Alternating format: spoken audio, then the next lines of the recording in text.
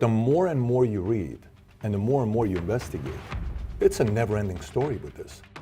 West Coast, East Coast, top rappers have been shot and killed. Tupac's supposed to perform at the club that night, and a dark SS Impala pulls up alongside, shoots Biggie several times, and he dies on the way to the hospital. So now there's blood on the ground, and then an unexpected thing takes place. They had to resurrect the case and have us take a new look at it and see if we've missed anything. You believe behind all of this is Puffy. He knew that Suge Knight was trying to hunt him down. He turned to the streets and said, "Can you guys handle this for me?" And now they're going to go and retaliate to hunt down Tupac. The Cadillac pulls up, he leans out and shoots and ultimately kills Tupac Shakur. Why were you removed from the case in 2009? Isn't there a reason to want to go really find out the truth? I believe the public should at least be informed as to what took place in the investigation, what evidence we develop, and how this all fits together. It's not what you know, it's what you can prove.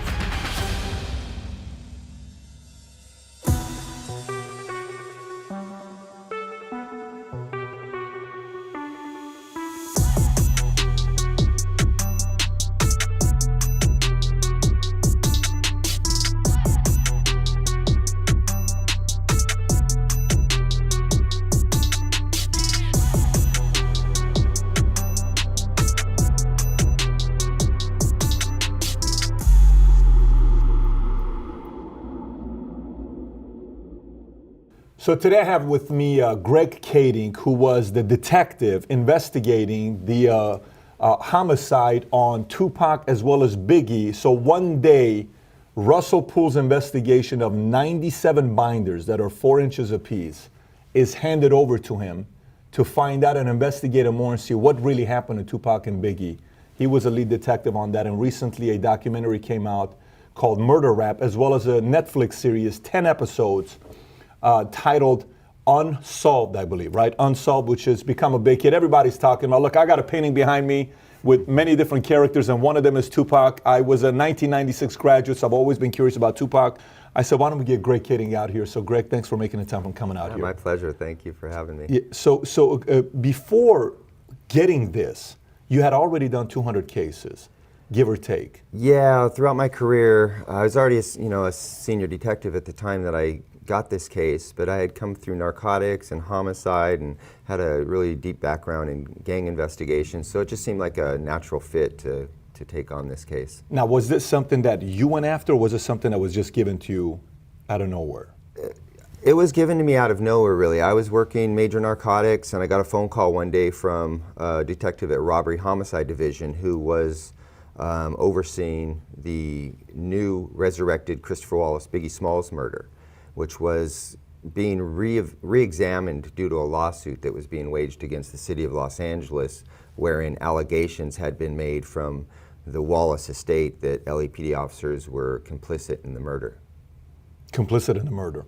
And is that kind of what attracted you to it, or you already kind of knew this was taking place? I had some knowledge of the case, but very limited, really just superficial knowledge of the case. I was attracted to it just by the challenge of it all. I enjoyed things that had to do with gangs, I enjoyed things that had to do with narcotics, and of course, this is a high-profile murder wherein both of those worlds were going to be visited, so all of those things kind of attracted me to it, and I knew the department wanted to get to the bottom of it. Now, before even getting into it, what is the itch? Why do you want to be a detective? Like, what is the inspiration behind, I want to go find out more, I want to dig up more? Where does that come from? Have you always been like that?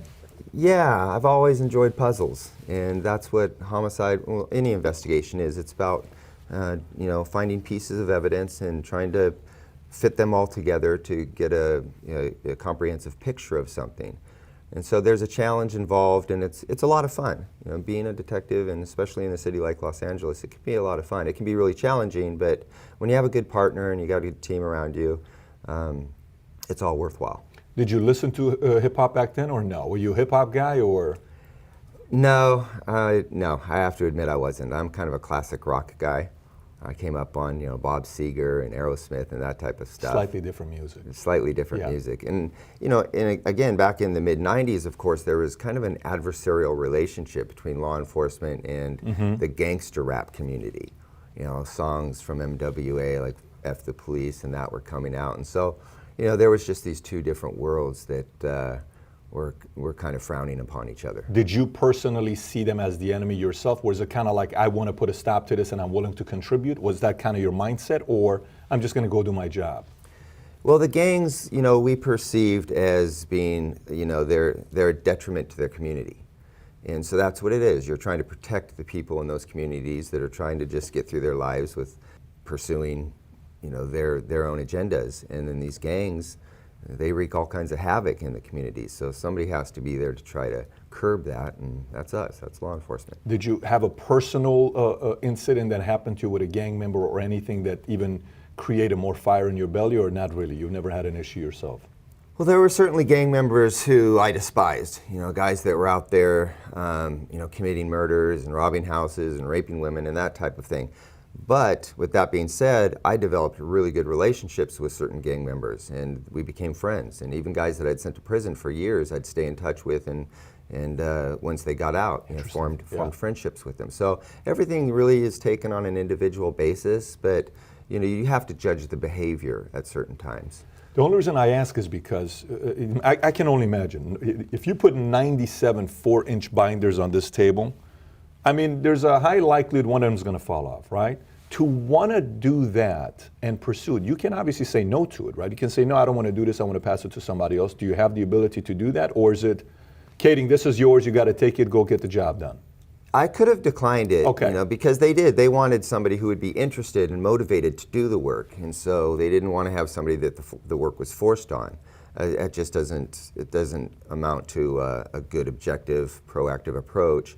So I liked it because I have a certain kind of obsessive compulsive personality, and if you put something like that in front of me, you know, the challenge is, and I'm gonna do my darndest to figure it out. So.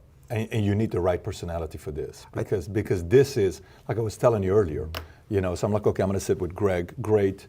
We've done a lot of different interviews on the channel. We've never gone into the hip hop side, and you know my interest with Tupac. I said, okay, great. Let me want to pursue this. But the more and more you read, and the more and more you investigate, it's a never-ending story with this, with all the conspiracies, 17 conspiracies that could be right, 5 over here.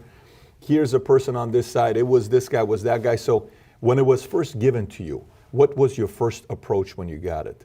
Did you say, let me go through all this material first, then? Or did you say, I don't want to look at any of this stuff, let me do my own investigation, then I'll come to it?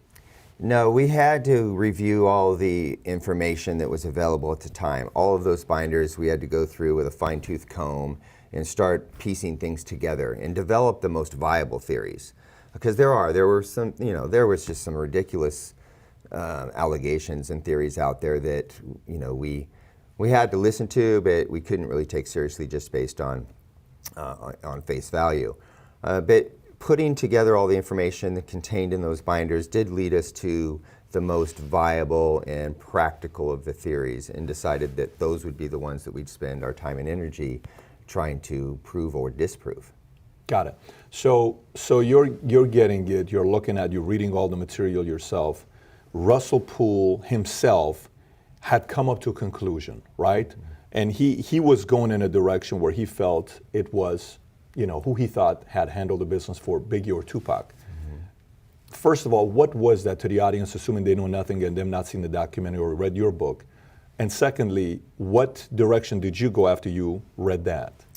So Russell Poole, he developed a loose theory based on some strong circumstantial evidence that there were some police officers moonlighting for death row records and some LAPD officers that may or may not be associated with Suge Knight.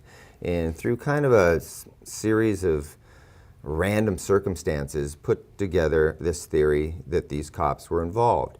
And the cops that he ultimately identified was a notoriously bad cop from the LAPD, a disgraced cop named David Mack, who after the murders of Biggie Smalls had robbed a bank, and you know, there was some indication that he was associated or with gangs down in Compton. So all of these things led Russell Poole down this road where he started to fit information together to serve that theory's purpose.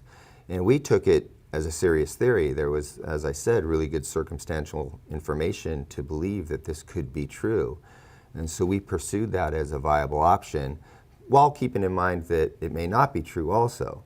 And so it was kind of through a process of elimination that we'd take a theory. If we could disprove it, then we knew we could set it aside and move on to the next theory. Got it. Greg, do you mind if we go to the other room on the board? I have pictures of everybody, and I kind of want you to walk us through the connection of everybody with each other where, you know, when you're investigating, I would picture like, you know, some of these movies that they're doing investigation. They got all the characters up, and you kind of trying to figure out how you got to the bottom of who killed them. Yeah, you mind if we do that? That'll be Let's fine. go to the Let's other go. room. Yeah. So, Greg, I want to take a different angle with this because I think this gives the audience a better visual to kind of see how everybody's connected to each other. So, if you can kind of walk us through what we know here is obviously it started with Biggie, the investigation. Tupac kind of came in. And then I have Eazy-E here. I have P. Diddy and Suge Knight and a lot of different characters, even Johnny Cochran and Russell Poole. If you can kind of walk us through some of the connections here, that'll probably be most helpful. Great, yeah, and this is very helpful for me also during the investigation. This is exactly what we did. Put together a big flow chart so we could put faces to names and start making connections. So this is the way to present the case. So I appreciate that. Of course, you've got Biggie and Tupac. They're our victims. Killed in 1996, killed in 1997. Over here you have Russell Poole, who was the primary investigation back in 1997 assigned to investigate Biggie's murder. And so, of course, we know that Biggie was with P. Diddy at Bad Boy Records, and Tupac at the time in '96 was under the death row with Suge Knight at the helm. So these are all just some of the ancillary characters. These guys aren't really related insofar as the murder investigation is concerned, but of course we know Eazy and Snoop Dogg and Dr. Dre from the founding days of Death Row. You know, Eazy-E coming out of NWA and Dre, and then of course Snoop Dogg joins forces and they all become. How much do you buy into the conspiracy about the AIDS where Suge Knight said what he said on Jimmy Kimmel, or you've never investigated to find out the validity of it anyways? We didn't take a deep dive into it. I don't believe it. I don't believe that he, injected him with a needle full of. Even though he said it on Kimmel? Right. Okay. Well, Suge Knight said a lot of things. Sure. Most of which are untrue. So it's just his nature to throw out, all kinds of nonsense. He said Tupac's alive. He said that Diddy killed him. He said, he said a million different things. He'd make a good politician today. There you go. Perhaps when he gets out of prison, he'll become one. So walk us through the rest. Okay.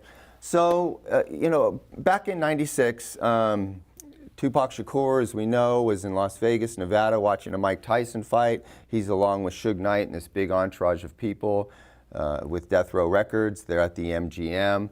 After the fight, Tupac gets into a fist fight with a gang member from Compton named Orlando Anderson. His street name was Baby Lane. After this fist fight takes place, security gets there, they break it up. Everybody goes their own way, and Tupac Shakur later on that evening are on the way over to Suge's nightclub. Do you mind highlighting this? And I don't mean to interrupt you. Orlando, they got into a fight because of Trayvon claimed that he took the death row medallion, and at that time he was given $10,000 for every medallion that they took. Apparently it was the case, right? Or all of that's true, except the thing about him offering up any kind of bounty for those medallions has always just been kind of street rumor legend. It's never been validated or verified. But there was a rumor on the street that there was an offer of $10,000 to get one of these death row medallions, which Tupac had and many of the other people at death row possessed. So they're heading over to Suge Knight's club. This is after the Tyson fight. Suge Knight got this club in Las Vegas called the 662. It's a new enterprise for him. He's trying to secure a gambling license and a liquor license. So it's a really big night. It's an important night. He's got Tupac alongside of him in a BMW. Tupac's supposed to perform at the club that night. Mike Tyson's supposed to make an appearance. So it's a big deal. While they're en route there, a white Cadillac pulls up alongside of them. Somebody leans out of the back window and opens fire, hits Tupac multiple times, and he ultimately dies 6 days later in the hospital. So the murder investigation out in Las Vegas begins immediately, and they begin to question people, including Reggie Wright, who was the head of security at death row. They try to question Suge. He's not cooperative. Many other people within that entourage get questioned, but the cops don't really make any real headway because people aren't cooperating. So, as a result of that fight that took place between Tupac and Baby Lane, Suge Knight gets himself involved in that melee and gets sent back to prison on a probation violation. So 6 months later, when Biggie is shot, Suge Knight is in prison, or he's in the LA County Jail, facing these probation violations. Biggie comes back to LA in 1997. He's with Diddy and his cousin Little Cease and the rest of the Bad Boy entourage. They attend a party at the Peterson Auto Museum on March 7th of 1997. And as they're leaving, because the fire marshals closed the party down for overcrowding, as they're leaving, Diddy and his bodyguard, they're in a Suburban, leaving the location. Following them is Biggie Smalls, his cousin, and several other members of the entourage. And a dark SS Impala pulls up alongside, very similar to what had taken place in Vegas 6 months earlier. An assailant reaches out the window, shoots Biggie several times, and he dies on the way to the hospital. So now the 1997 Biggie Smalls investigation is unfolding, and it's assigned to this guy, Russell Poole, who is an LAPD robbery homicide detective. Got it. And a part of this, when the shooting happened here and he went to jail, didn't he make an offer to him for $16,000 to say that he wasn't hitting him, he was trying to help him? Did that actually take place? It did. There's some question as whether it was $16,000 or $60,000. Okay. We've gotten different versions of that story. But we know he did go to testify in his hearing and favorably, trying to say, yeah, Suge was not kicking me, he was actually trying to stop the fight, and he shouldn't be, violated for his probation. The judge doesn't buy it. He can see that Orlando's lying through his teeth, and Suge ultimately gets sent back to prison. So it didn't help at all? Didn't help at Okay. all. All it did was expose him as a perjurer. Got it. Okay, let's. So from here, at this point, we have both West Coast, East Coast top rappers have been shot and killed. Have been shot and killed. He died 6 days later. He died, on the way to the hospital. There's a recording apparently on. You can hear the recording on the drive where it's like, I'm trying to find the hospital. Where do I find the hospital? And then he dies on the way there. Right. So what happens next? So after he's DOA, the murder investigation begins to unfold. They secure the crime scene back at the Peterson Auto Museum. And as I said, shortly thereafter, Russell Poole becomes one of the primary investigators to look into the matter. And he begins to figure out that there has been this ongoing rivalry between these two camps. It's been going on for years. There's already been violence between the two camps, and we're seeing that there's this hostile animosity going on, not only between Biggie and Tupac, but between Diddy and Suge Knight, and then their respective crews. So there's like these different levels of the conflict that are going on. So he begins to develop a theory that all of this is probably due to some type of interaction among all of these people. And then an unexpected thing takes place. While he's investigating that, he hears and responds to a shooting that takes place between two LAPD officers. This guy, Frank Liga, who was working undercover narcotics at the time, and an off-duty officer named Kevin Gaines. These two guys get into a road rage incident.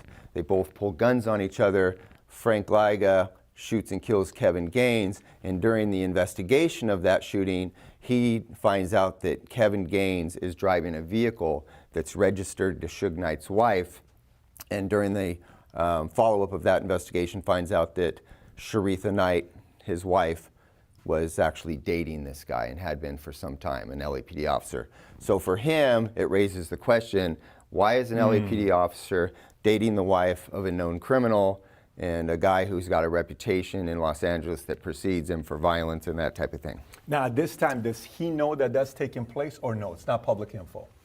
Suge is aware of the fact that this incident takes place. He's aware of the fact that they've determined that his wife has loaned her vehicle to this police officer. Did he know it pre the event, or he learned afterwards? He knew it before. Oh, he so was he knew aware about it. that He was his wife. aware. Okay. Yeah. So they were kind of Separated okay. on the outs. Yeah.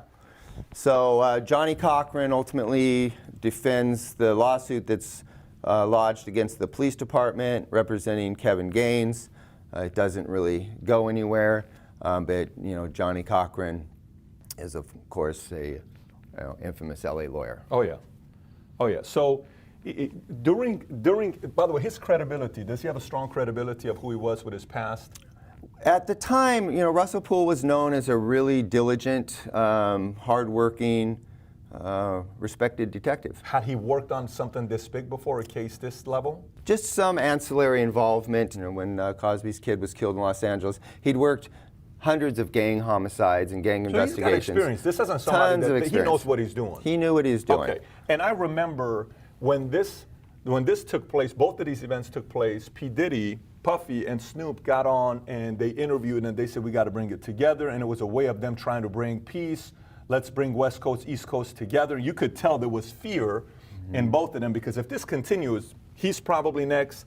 There's a lot of other people that are going to be next, so they're trying to bring peace. Yeah, well, particularly Snoop Dogg, I think he was in the middle of it. Dre didn't really want anything to do with all the violence and nonsense going on around death row, which But is that's why been he like that since ultimately day left. one with Dre. He just wanted to produce and do his thing and make great music. So he wasn't about all this drama that was going on. Snoop also, he just wanted to, he wanted to do the same thing for all intent and purposes, make music. He wanted to be able to go to New York and do things out in New York and promote his music out there. But this conflict going on between them was making all of that very difficult. Did you watch that when that interview took place, when they were trying to bring peace? Like, do you when you're investigating, do you look at those types of things or not at all? Oh, of course we do. do. Hey, we're really not trying to hurt anybody, nothing really happened. Or does that actually bring more attention to say, why is he getting on there saying something like this now? Does it put more of a target on him for saying that, or no? Personally, I think he would have preferred there be a truce, a peace. Pre both of these events or post? Prior. Okay. And after, both. Because I think he knew how dangerous this was over here.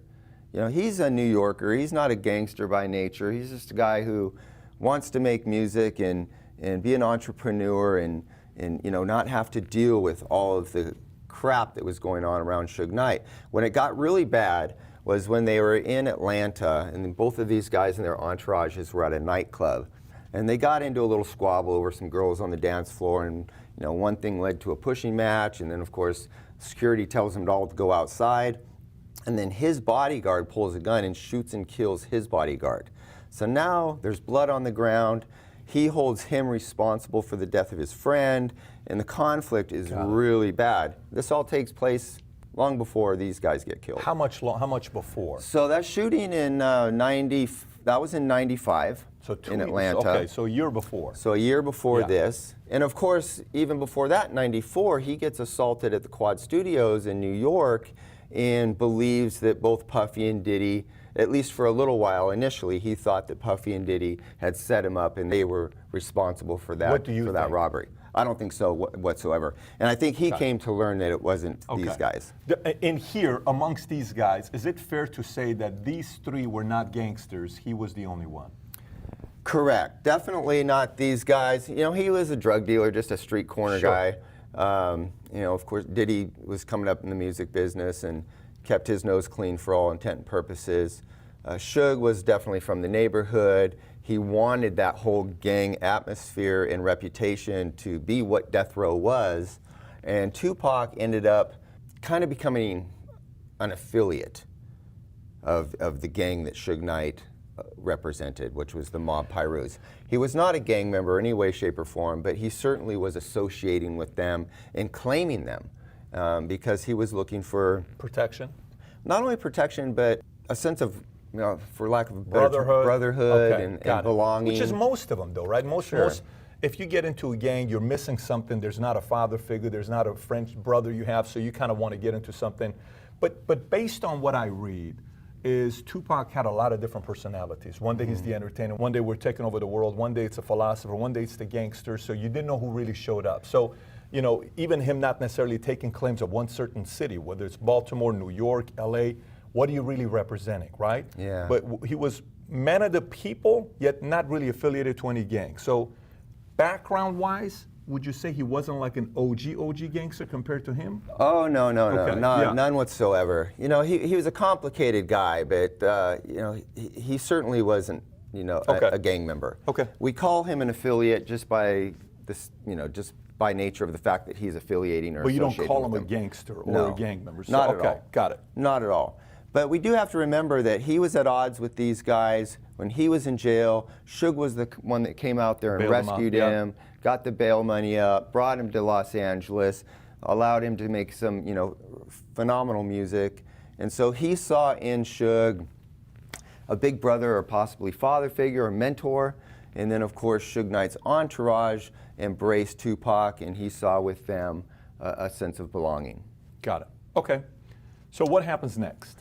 So what happens next? After this happens, Russell Poole then becomes, after the shooting in the aftermath of this cop-on-cop shooting, another incident takes place in Los Angeles where a corrupt cop, a rogue cop named David Mack, robs a bank in Los Angeles, a Bank of America, and runs out of there with like $722,000.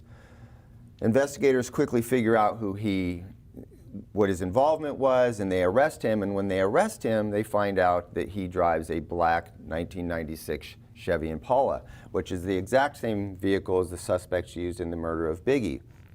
They also find that there's photographs of him wearing a red suit and a red brim hat, what was very indicative of how Suge Knight dressed. And he's from Compton, and he's got a loose affiliation with some Bloods, according to some of the letters he's written while he's in jail. He's claiming these West Side Riders, I believe it was, a Compton street gang. So Russ Poole knows that he has at least one cop who's loosely affiliated with Suge Knight through his wife. And now he's got another cop who's claiming to be a gang, dressing in red clothes, indicative of the Bloods, and drives a black Impala, which matches the suspect vehicle in Biggie's shooting. So he begins to form a theory that potentially this guy was involved in the murder of Biggie Smalls.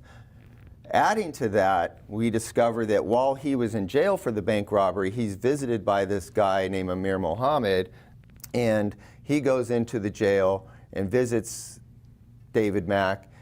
He becomes aware of this visit, and he finds out that during the investigation into Biggie's murder, an informant had mentioned the name Amir as being the shooter of Biggie Smalls. And so he finds out there's an Amir that visits David Mack, and that kind of adds fuel to the fire of the theory that he's trying to develop. It's purely a theory. It's purely a theory. Good circumstantial support for the theory. Sure. But it's far from conclusive. Where does the story come with Louis Farrakhan, where it's, hey, are we good? I want to make sure I'm good with the brother or Muslim. You know, the Muslim. You know, that conversation, was that Puffy and them, or where does that take place? Yeah, so that takes place the night prior to Biggie's murder at the Peterson. They're at the Soul Train Awards. Puffy's entourage, his bad boy entourage, gets into a little bit of a confrontation with members of the Nation of Islam. And that's when Diddy supposedly says over to Farrakhan, hey, we're cool, right? I mean, do we need this? And they quell the incident. Got it. But is there anything connected with that here or not at all? There's nothing connected other than he's Muslim, not fruit of Islam, but Muslim, and there's a conflict the night before. Got it. So it's completely separate. Completely separate. Okay, got it. Completely separate. But for him, it's a loose connection. Sure, yes, sure. So now, what role does Rafael Rey Perez play? So Perez is most notable. He's kind of the face of what became known as the Rampart scandal in Los Angeles. He was another dirty cop who was going to our evidence, checking out cocaine under an alias name, and then going out and selling and using the cocaine for his own profit. He becomes discovered during that internal investigation, and then he ultimately makes a deal with the district attorney's office in Los Angeles and starts to name all these other people that he claims were dirty cops. Was there a lot of dirty cops at that time? Is the list as a long list or not really? The whole Rampart scandal ultimately turned out to be like 3 guys. Okay. Including him. Sure. He's the main one. So he was just throwing all kinds of dirt in every direction, trying to get himself out of trouble. He was making a lot of false allegations against a lot of innocent cops. Got it. But the Rampart scandal legend kind of just took on a life of its own and is perceived as something much bigger than it actually was. These guys used to work together, and so there was some suspicion that he was also involved in the bank robbery, but that had been ultimately refuted. So now you have this, you read this, you do the investigation, 97 binders, you're going through, this is what Russell Poulos' theory is. Next, where do you go next? So he's developed his theory, he's presenting it to the department. They're like, okay, this is circumstantially interesting, but it's far from being conclusive.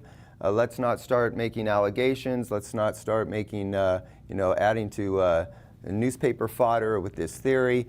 He gets frustrated and walks away from the job, basically just quits the job a year prior to qualifying for his retirement, and he goes out and writes a book. And so you've got, a year and a half worth of investigative material in these books.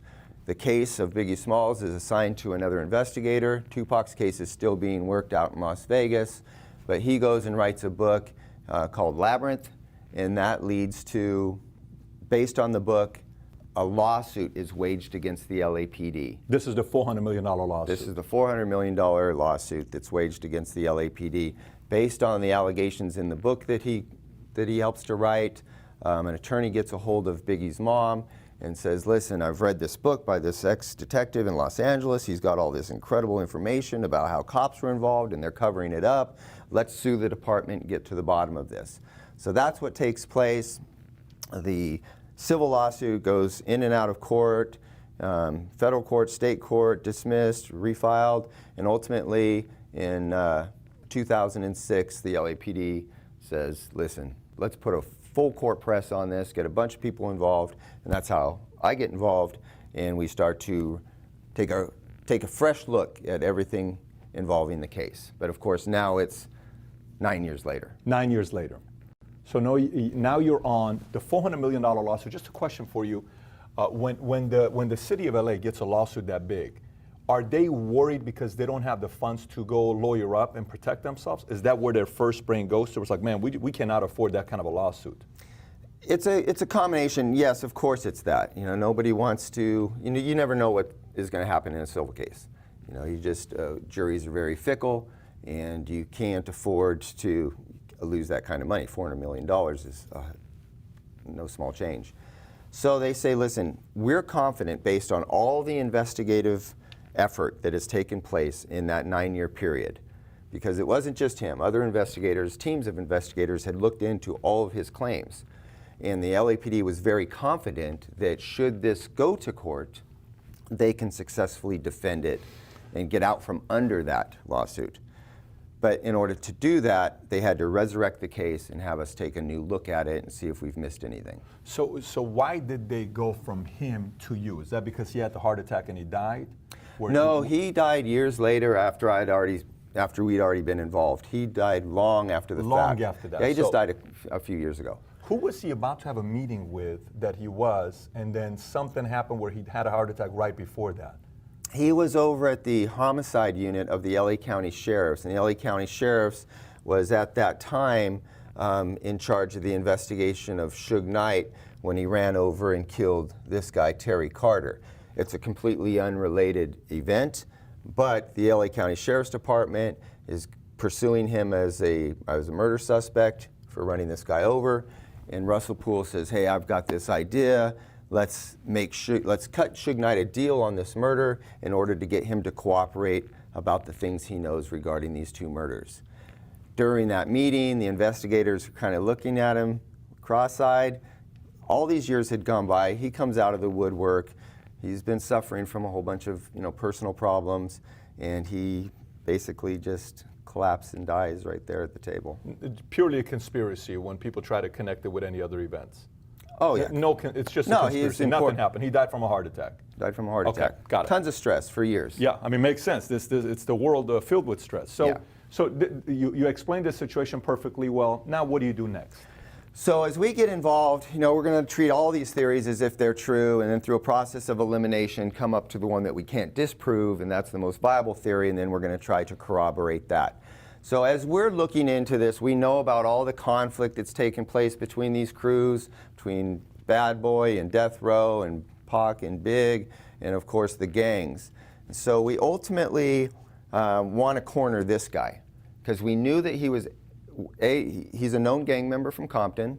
We know he was in Las Vegas at the time of Tupac's shooting, and we know that he was at the Peterson Auto Museum the night that Biggie was killed.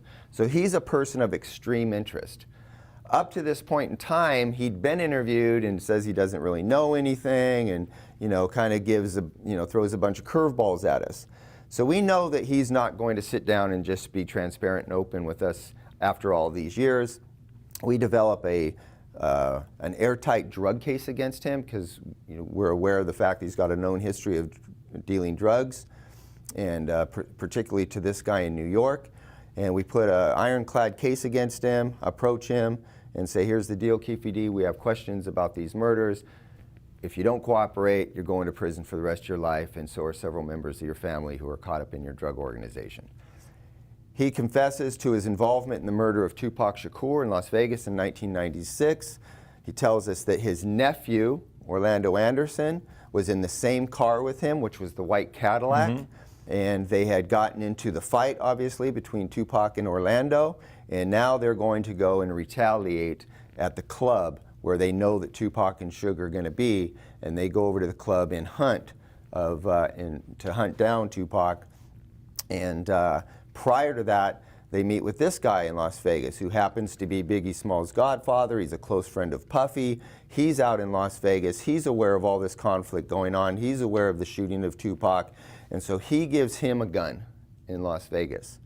And then they set out, along with another guy named Corey Edwards and 5 or 6 other members of the Southside Crips, and they go on the hunt for Tupac and Suge Knight. Ultimately, they run into him on the Strip, just off the Strip actually, and at the intersection of Flamingo and Koval, the Cadillac pulls up, he gives him the gun, he leans out and shoots, and ultimately kills Tupac Shakur. And in the car, he is sitting in the front passenger. Terrence Brown, T. Brown, is the driver. He had, I think his mother-in-law rented the car, the Cadillac, and apparently Keefe D, every time he would go out, he would always rent a car. And then in the back is Orlando right behind Keefe D, and then DeAndre sitting on this side. He first gives the gun to DeAndre because the car is on this side. DeAndre says no.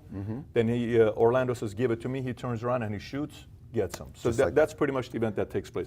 And a lot of it was the attention because the girls were hollering, hey, Tupac, hey, Suge, and they figured out they're them. They made a U-turn to go get him, right? That's right. Yep. So where do we go from here? So now, by the way, he looks like Cuba Gooding Jr. from American Gangster, not Frank Lucas, but the guy that Frank Lucas was going up against, who was making Blue Magic and spicing it up and selling it for a cheaper price. Anyway, so just an interesting guy. So not too far off. He's a known, was a well-known established drug dealer in Harlem for years. He was getting a grip of dope from Keefe D out here on the West Coast. Anyways, he died a few years ago of cancer, natural causes, but he was a co-conspirator in this murder, associated with these guys. And then, of course, these are your 2 primary suspects. He provides the gun and the direction, and he follows it and does the shooting. So now we have a confessing co-conspirator in the murder, which is huge for us investigatively. Now we've got testimonial evidence to support this theory, and he tells us things that he could not have known had he not been actually at the scene at the time of the murder. So we corroborate what he says, and you validate it. So now we have, for all intent and purposes, solved this murder. So now we still got our other objective, which is to figure out what happened to Biggie.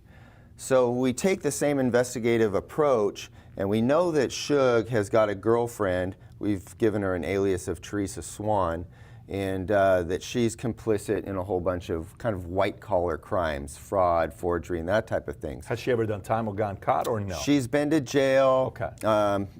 So she had she has a record. She has a record. Okay. And she's got a history. She was his bad girl. Suge had a lot of women in his life. This happened to be the one that he could count on to do something that the other girls may not be willing to do.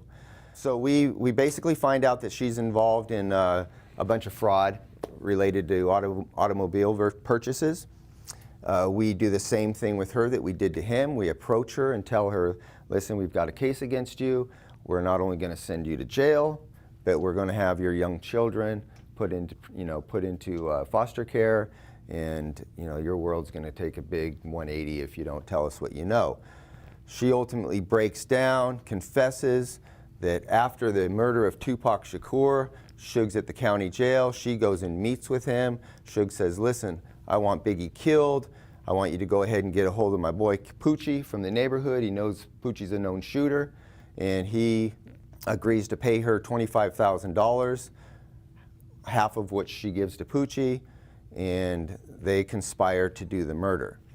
So on the night of Biggie Small's murder at the Peterson Auto Museum, she goes to the party. He lies in wait outside in a dark-colored Impala that Suge Knight had purchased for him. And as Biggie Smalls and the entourage are leaving, he just simply pulls up alongside, starts to shoot, hits the big man, who dies on the way to the hospital. So this was validated by Teresa Swanelli, whatever name you gave her, was validated by her. Correct. Right? Okay. And based on another interview with Reggie Wright, he always saw them, but away from everybody talking. It was almost like it wasn't a public relationship. It was more like a private relationship they had. Friendship. Right. When you look back at the activities around Death Row, and specifically Suge Knight and his entourage of gang members, they were always out front and center. That was the image that Suge Knight wanted for his record company. Reggie Wright explained to us, but the relationship with Poochie was something completely different. Poochie would stay in the cut. Poochie and Suge would always go off on their own to have private conversations. We knew he was already wanted for at least one murder, and so he was the kind of guy that you would go to if you needed something like that done. Is it fair to say that on this list of all these faces, the toughest guys on this list, he would be one of them? These are your killers. Okay. Right here. Got it. Right? These are your CEOs in a shot caller. Got it. But these guys, are at the top of the food chain, and because this whole thing never got dealt with responsibly, these two guys suffer the consequences. Got it. So what happens next? So now Poochie's it. You guys make a letter that, hey, he testified and he's already told us right before he died. And even on the letter, you put the date of the letter was April 1st, 1998, meaning April Fool's. Yeah, I think we were just trying to be a little bit too clever, but ultimately it worked. She reads the letter that's a ruse. It's a fictitious confession letter that was signed by him and given to an attorney before he was shot and killed in 2002. On a motorcycle. On a motorcycle, driving up the street. Most of these guys have all, expired. So we show her the letter. She says, wow, that's exactly what happened. We tell her, well, why don't you tell us what happened in your words? She explains her solicitation with Suge Knight and how he had paid her and how he had told her to get a hold of him and commit the murder. So we corroborated her statements, and now, for all intent and purposes, effectively have solved both these murders because we have corroborated co-conspirators that are confessing. So that's where we go to the department. We say, listen, we've got all the goods. The department then has their attorneys reach out to Valletta Wallace in the estate and say, listen, we've got new information in the case. It undermines and refutes your civil case. You can continue to pursue that and spend money, but this is where we're going with it.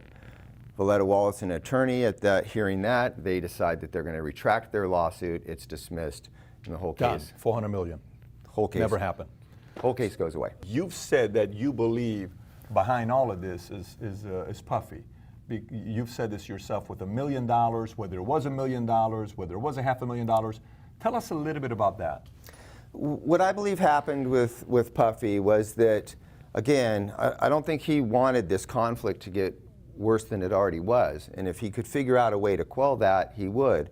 In fact, we have a statement saying that Puffy had reached out to the members of the Nation of Islam to approach Suge Knight and say, hey, let's have a peace treaty, let's squash this thing, but Suge wanted nothing to do with it. So he was trying to get out from under this imposing threat, knowing that Suge held him responsible for the murder of his friend And whenever he would come to LA, he knew that Suge Knight was trying to hunt him down.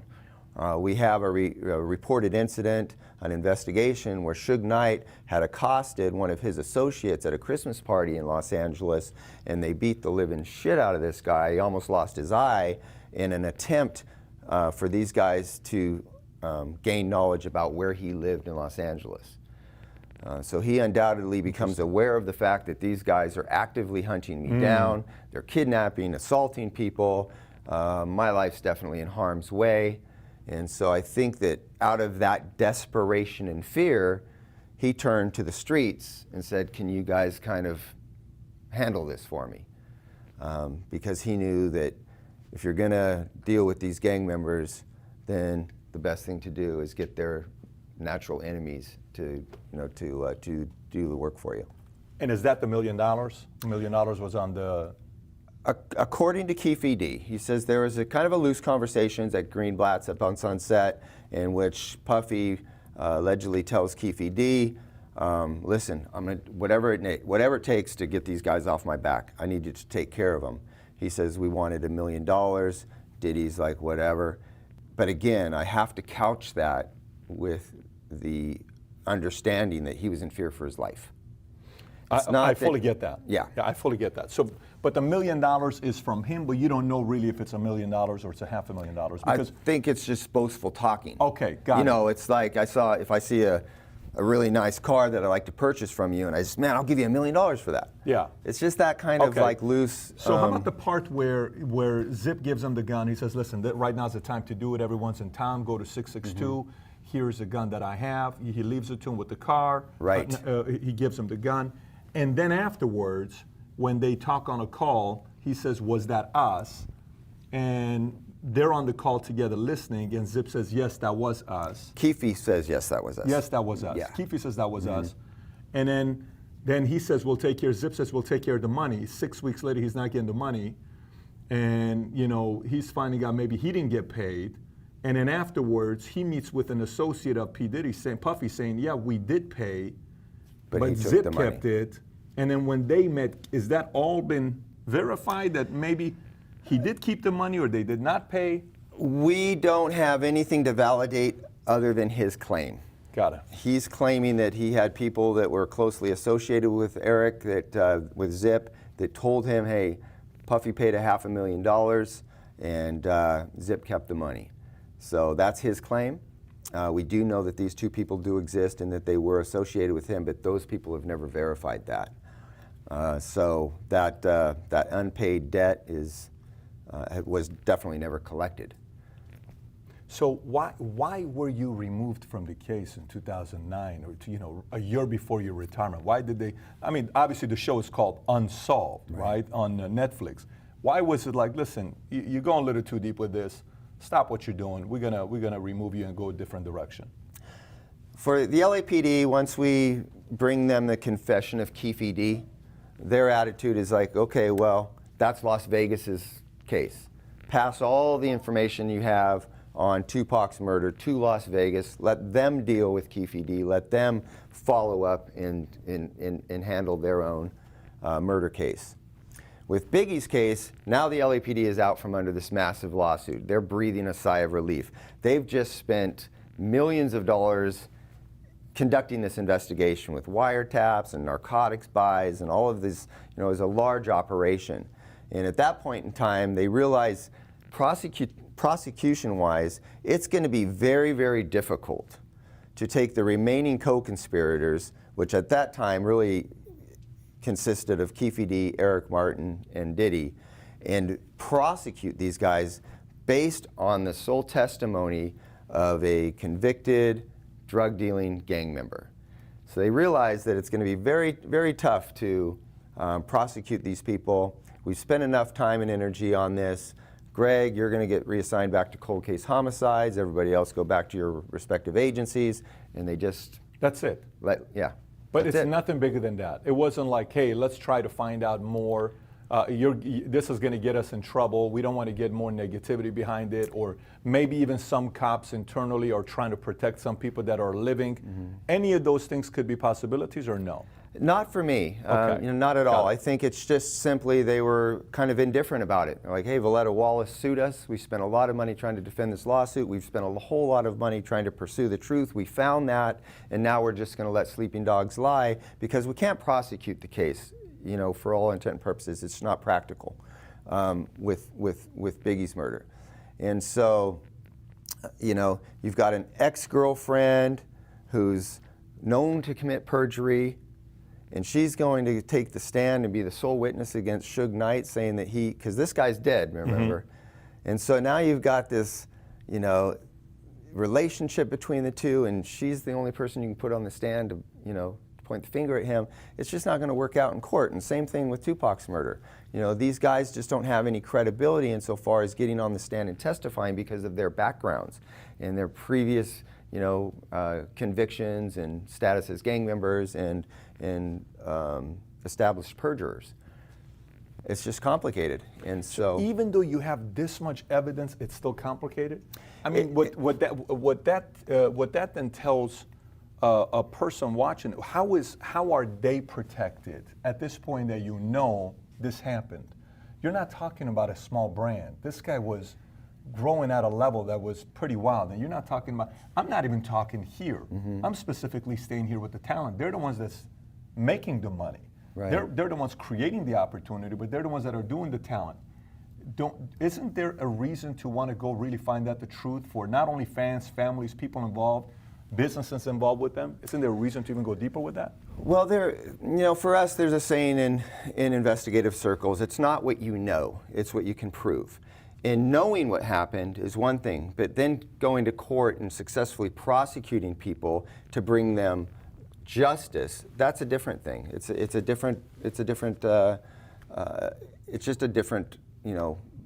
to juggle. And so we know what happened conclusively with all confidence. And so that is the reason why I speak about the case and why I wrote the book about the case, is because I believe the public should at least be informed as to what took place in the investigation, what evidence we developed, and how this all fits together. But as far as prosecuting people and getting judicial justice in these cases, it's never going to happen. That's done. Yep. The best thing we could have done, rest in peace, Afeni Shakur. The best thing we could have done was at least let the family and their friends know what happened. And many of those people have given us their feedback saying, we've always known that was the truth. Who the family and friends have told you? Oh, absolutely. We've always known that to be the truth. Yeah, many of them. When I spoke with his aunt, Gloria, and I told her about the book and explained what was in it, she said, that's very interesting. Thank you for all your time and effort. But we always knew that. So, and of course, we know that Afeni Shakur had sued Orlando Anderson after the shooting, claiming that he was the shooter. How much after? Almost, within a year. Because he was going around at parties talking about, I'm the one that killed Tupac. Yeah. And Keefe said, why don't you stop talking? You're being Exactly. too loud. Yeah, he was boasting about it in the neighborhood. So it was not a well-kept secret. The people in the neighborhood, in their inner circle, they all knew that he was responsible for it.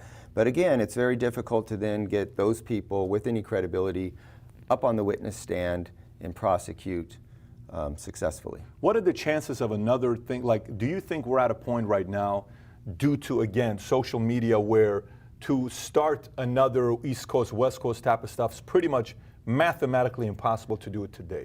I do believe it is, just because of technology. Sure. Back when Tupac was shot in Las Vegas, there was no traffic cameras. Even the video that we see during the fight between these two at the MGM, it's so grainy you can barely even make out images.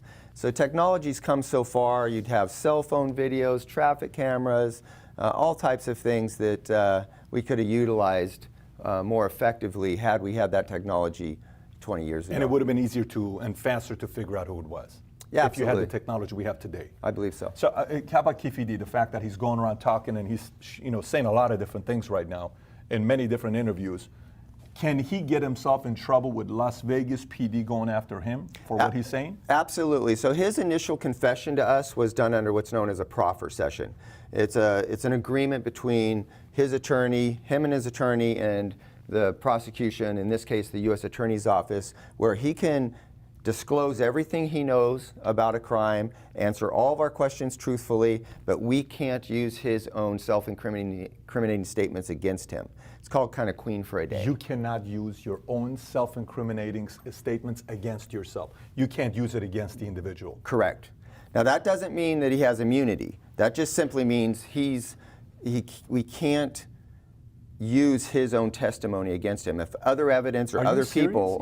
So if a person says, I did kill that person, you can't use that against the person? Under the unique conditions of this agreement, this proffer agreement... Under the unique conditions of this agreement. Right. I got it. Not just the average person. Oh, of course, it's no. this agreement that he's made.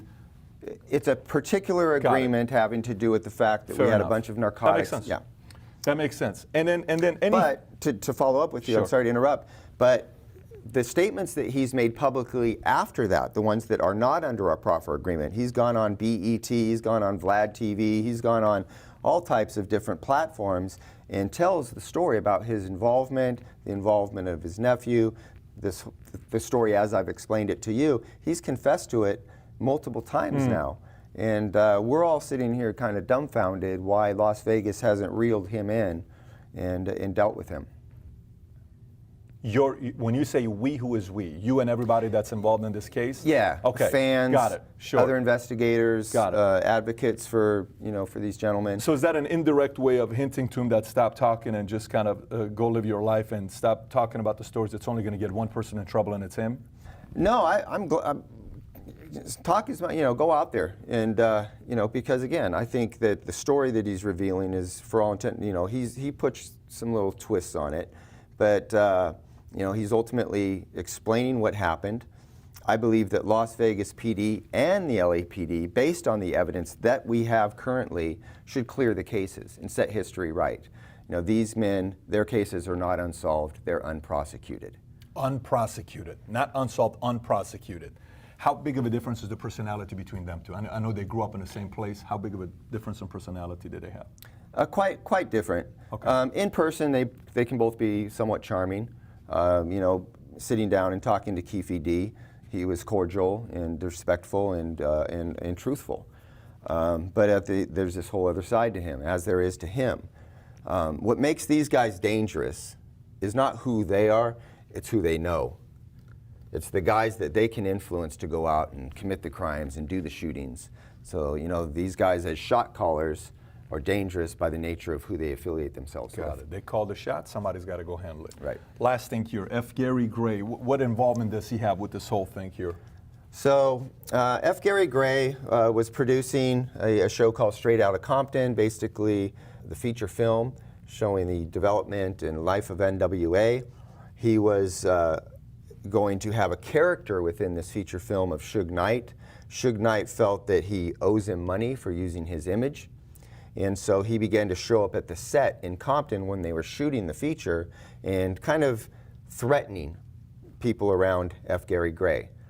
So F. Gary Gray and other people involved in the production, they get a hold of a guy named Terry Carter. They know Terry Carter. He's one of those guys from the neighborhood everybody respects. He's a guy that can go in and kind of mitigate a situation. And so he goes and tries to meet with Suge Knight down at a hamburger stand not too far from the set. And Suge Knight and another individual that came from the set, a guy named Clay Sloan, get into a fight. Now, Clay is hitting Suge through the window of his truck. Suge backs up and runs over Clay and almost kills him. And then he pulls forward and runs over Terry Carter and kills him. So you can pull this video up on YouTube. Yeah. It's a very graphic video of him being run over and killed. Ultimately, he gets prosecuted for that vehicular manslaughter and receives a 28-year sentence, which he's currently serving. And for all intent and purpose, that's a life sentence for him. That's a life sentence for someone like him.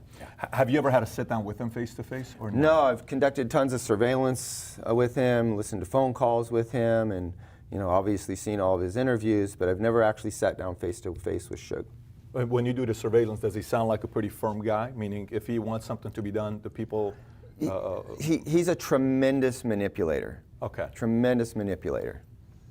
Very and nobody interesting knows word. that better than Reggie Wright Jr., who's out there vocally talking about his history with Death Row, his involvement with Suge Knight, and he's got a really interesting story to tell also. So let me ask you a question, Greg. At this point, everybody here, can anyone be litigated today that hasn't yet been?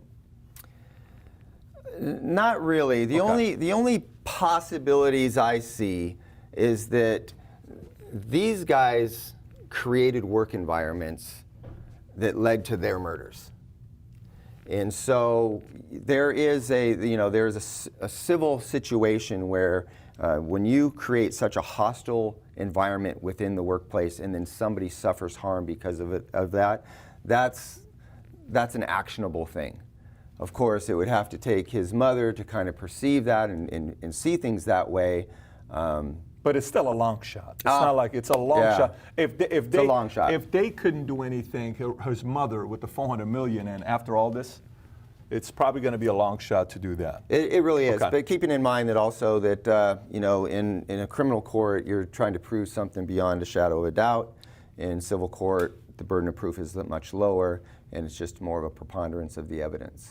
So what's to come next with you, Greg, with this story? Is this story pretty much done for you? I mean, obviously the book turned into a documentary, turned into a series. I know you had a couple scenes as the bartender in the Netflix series. Yeah. What's to come next with this story? Anything to expect?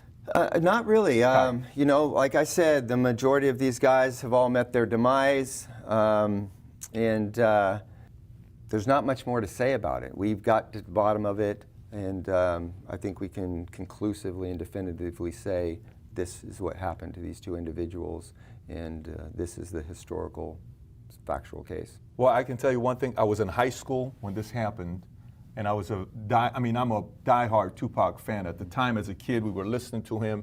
I got him into painting, and I've been on a flight with him before. I almost sold him an insurance policy, but the insurance carriers will never approve. I had a meeting with him one time through one of my associates at the Beverly Hills Hilton, and I said, I can't sell this guy an insurance policy. Who's going to insure Suge Knight? Yeah, it's a very interesting story, and I know obviously a lot of time was put into it to investigate this, so thank you for your service to do that and get to the bottom of it and tell the story and turn it into a book and a movie now. And outside of that, if you haven't watched the series on Netflix called Unsolved, if you haven't watched it, go watch it. It's 10 episodes. 10 episode limited series. Yeah, 10 episode limited series. And then on top of that, if you haven't watched the documentary or the book, we're going to put the links to both of them below as well for you to go out there and check them out. And outside of that, you got any comments, questions, comment below. But Greg, we appreciate you coming out, man. This was great. Thanks, yeah. And this visual was a very different approach. Absolutely. I really like the way it ended up happening. I think this is the most effective way to tell the story. It's a convoluted and complicated story, but at least this helps to put faces to names and put it together. I agree. Now, this is a complete different way of looking at it now. Absolutely. Thanks for coming out. Absolutely. Hope you enjoyed the interview with Greg Kading, especially with the pictures that we put up there. And by the way, would love to hear your thoughts about this interview and what questions comes up. You can either comment below or tweet me directly at Patrick David. I got 2 other interviews I want you to watch. One of them is very deep with Freeway Rick Ross. I think the last 30 minutes of it, if you watch the entire interview, go to the last 30 minutes of it. It may be one of the most insightful interviews we had about how to change the perception and mindset of somebody that's raised in that community. And the other one is Vanilla Ice. Believe it or not, I sat with Vanilla Ice. There was a conversation about Suge Knight putting Vanilla Ice over a balcony to toss him down, and he kind of, took some of his rights. And I asked him the question of who he thinks that took out Tupac. You should hear his answer. Very unique way he responds to the question I ask about who he thinks killed Tupac. Either way, Freeway Rick Ross on this side, Vanilla Ice on this side.